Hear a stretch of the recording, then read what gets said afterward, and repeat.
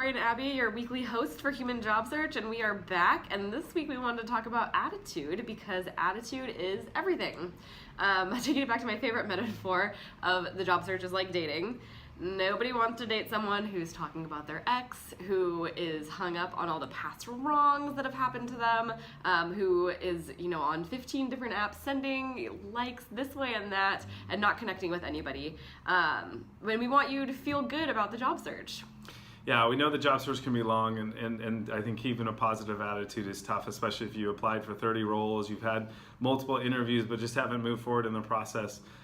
Keeping that energy up, keeping the positivity going into each interview as if it's brand new, it's a new start, fresh is important, just because I think, as Abby mentioned, sometimes that negativity, frustration can come through and can really impact the interview that you're having. Yeah, we actually had an interview with a candidate this week that was so down on herself, it was really hard to say, like, well, what do we see in you? And it's not because she wasn't a great candidate, but just that negative self-talk really affects the way that other people perceive you, especially when they don't know about your good traits. They're only hearing about your struggles, your frustrations, right, the sadness that you're feeling. And on the flip side with attitude, you're just starting to get into a job search. Let's say you haven't looked in a long time. You put your resume out to one job. You get a call, you get an interview, who hot stuff on the market, you got it right off the bat. I think it's, be careful not to approach that too casually and assume, oh, well, this one came through, so there's gonna be plenty more that come around the corner.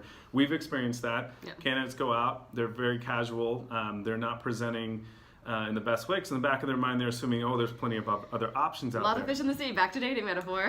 Unfortunately, it could just be timing. You could be right, there could be plenty of other opportunities, but I think make sure the ball is always going to be in your court and put your best foot forward. So it's just another perspective to think about for that first interview.